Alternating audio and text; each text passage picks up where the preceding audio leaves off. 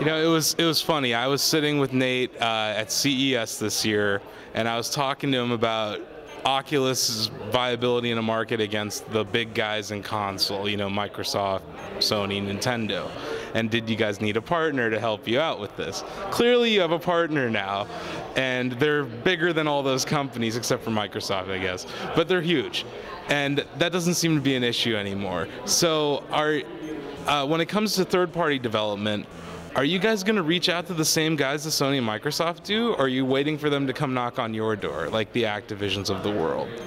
We're out there engaging with all developers. I mean, first and foremost, we're trying to support the community. So the community got us to where we are today. The community are the passionate, enthusiastic developers that are helping to make this all happen. If you think about mobile, it was the mobile community that made mobile happen, mobile gaming. It wasn't EA or Activision at the time. They did come a little bit later. In some cases, they came a lot later. So we're really looking at this as a new platform, and it's largely going to be new developers that show up. There will be some existing developers, traditional developers that are focused on 2D experiences on tablets or phones or even screens, displays. But we're really excited about the new developers that kind of pull together, or the existing developers that just do a big pivot towards VR because they believe in how impactful, how important, and largely in the future how successful this is going to be. And we're all in on it. We really believe that this is going to take off incredibly quickly when that quality level of VR is delivered to the consumer, a quality level very similar to what you saw today. When that gets delivered to the consumer and it starts ramping up with great experiences, if you think about it, when you look back and you remember games, and you remember this whole last several decades of 3D gaming, even 2D gaming, it's the content that was the magic.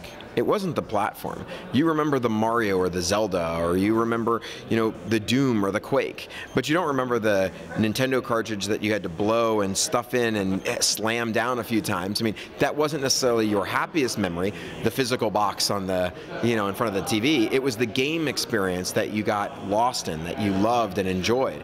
So for us, we are that box on the ground, but we're on your head. The magic of VR really is going to come from the content.